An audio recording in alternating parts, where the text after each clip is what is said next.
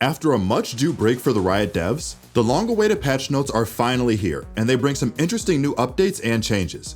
What is going on, ProGuides family? It is your host, Sergeant Frost, and today we have the patch 3.03 rundown. We've got changes to Viper, an update on the Yoru situation, new Crosshair profiles, and more. So let's not waste any more time and hop right into the changes. To start off the patch notes, let's talk about an update we received with these patch notes on the status of the long-awaited Yoru rework that many of us have been anticipating. Let's quickly read a quote from Riot's character producer John Gasecki to learn more about what's going on. Hey everyone, we want to touch on the Yoru changes we are hoping to get out by patch 3.02. Due to some unforeseen circumstances, the team is going to have to indefinitely delay the Yoru updates. We're in a situation at the moment where certain resources needed to do this work are unavailable to us. As soon as we get a clearer picture of when we can ship these changes, you'll be the first to know. Sincere apologies to everyone who has been looking forward to these. So it looks like unfortunately the Riot dev team has had a lot on their hands recently, and the Yoru rework has been delayed indefinitely. I know many players, myself included, were really looking forward to see this rework sometime this act, but it looks like we will probably have to wait until later into the year before we get a chance to see Riot's plans for bringing Yoru back into the meta. At least we know it is in active production, so I think waiting a little longer isn't the end of the world. After all, if the rework isn't good as it currently stands, we'll just run into the same issues again, so Riot might be making sure the rework is quality before shipping it out. With the unfortunate Yoru news out of the way, let's get into some agent changes.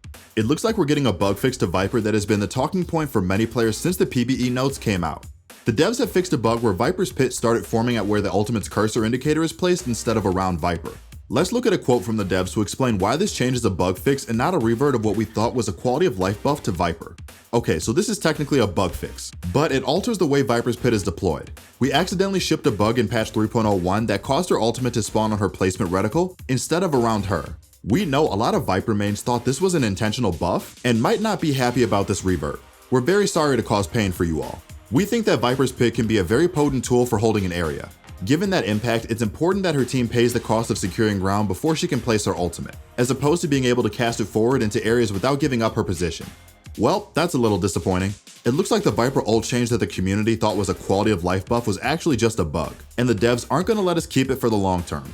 As an avid Viper player myself, I started to love the change because it allowed Viper to place her ultimate from around cover or from behind cover, and it also made her ultimate a nice tool to take ground with while being much safer too.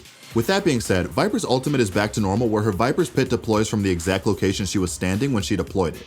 Well, it was nice while it lasted, but it shouldn't affect Viper's play too much. On to gameplay tech updates. You can now turn on used advanced options to customize your ADS crosshair and sniper scope crosshair. For everyone who was curious a few weeks ago who saw our PBE news leak video, you can now customize your aim down sights crosshair and you can change your sniper scope reticle for the operator and the marshal. I love these new customization options as I didn't really like the dot for the sniper scopes and I'm glad I can now change it to something else. While we are on the topic of crosshairs, the long-awaited feature of being able to save and switch between multiple crosshair profiles is here. That means you can now take your favorite crosshair settings and change between them whenever you feel like as long as you save them. Also, Riot has touched a bit on many people's requests for the ability to share crosshairs in game. Here's a quote on the matter. We hear y'all on wanting to share your crosshair settings and we agree. We don't have an exact time frame on when that will be coming, but it is definitely on our radar. Crosshair sharing is coming in the near future, so you won't have to waste precious time in game asking for your teammates' crosshair after they pull off a nutty 1v3 clutch. Wrapping up the crosshair settings updates, the devs have added a setting to set a minimum firing error across all weapons, and they've added a setting to use the primary crosshair with the shotguns. The minimum firing error change is nice for players who really want to see when their gun is inaccurate at all times, which is a very nice quality of life change. But an even bigger quality of life change is that we can now use our regular crosshairs when using shotguns. I can't tell you how aggravating it is to try to hit headshots with the Bucky and Judge because of the stupid circular crosshair the game has forced us to use for those weapons. Trying to line up a Bucky right-click headshot can be straight up unreliable and very inconsistent with that oversized circle nonsense they made us use before. Expect the Bucky to almost get an indirect buff now that we can actually line up shots with our regular crosshair. For the map updates, the devs are finally putting in the map change where you can now fully shoot through Radianite crates on all maps, and they are also allowing us to use the use key to detach from ziplines at any point. Watch out to any players who like to quickly plant on default spots. Players who are now aware of this Radianite crate change have your name in their death note, because it's now going to be a lot easier to kill planters on maps like Icebox. Also, this zipline change now makes it a lot easier to move on the ziplines, but it probably doesn't introduce new ways to interact with it either. On the side of social updates, the devs have added a system that allows them to revert any AFK penalties that are administered to people who accidentally got caught in server instability that might have kicked them from the game. As a player who was a victim of this problem several times earlier this year when the game's servers were going through issues, thank you. Players shouldn't be punished for being kicked out of a game for a server issue that has nothing to do with them. I'm glad that Riot recognized this and fixed it. For comp updates, the devs have added an auto balance button for custom games with 6 or more players based on players' MMR. As someone who likes to host 10-man servers and discords with my friends, this tool is a godsend because it allows us to balance teams by players' MMR and not by picking each other like kids picking a dodgeball team in gym class. And since everyone's just hanging out, it's never fun to be last pick, and this change takes that away. This is a nice quality of life buff for 10-mans in the custom game feature. Now let's quickly summarize the network and internet updates shipping with this patch. The devs have improved the accuracy and responsiveness for the ping calculation.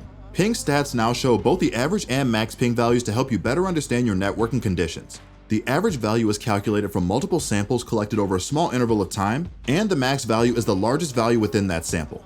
In an effort to summarize this into non-computer science major terms, the devs have put a lot of work into the accuracy of the number that represents your in-game ping on your stats bar. So for anyone who has their ping enabled to view on their screen, your ping should now be a lot more accurate, and it should reflect ping instability or server issues a lot better than it did before if it happens to change while in-game. The next time you see a ping warning in the top right of your screen, just know that the notification isn't bluffing and that you are actually experiencing some ping instability. And you also won't have to worry about lag if you don't see the notification. As I know, some people have had issues with bad ping due to spikes, while their ping in-game seems perfectly fine. While we're not getting some big changes like a new map or agent, it's at least good to see a lot of quality of life changes, as well as some more news on the Yoru rework. Rest in peace, Yoru enthusiasts. Let's hope Riot doesn't delay it for too long. Well guys, that's all we have for the patch 3.03 rundown. If you enjoyed this video, then be sure to drop a like and consider subscribing to our channel. We upload new videos just like this one every single day, and the best way to stay notified of that is by ringing that notification bell. Also, don't forget to check out ProGuides.com to gain some access to some truly amazing coaching. This has been your host, Sergeant Frost, and I'll see you all again in the next video.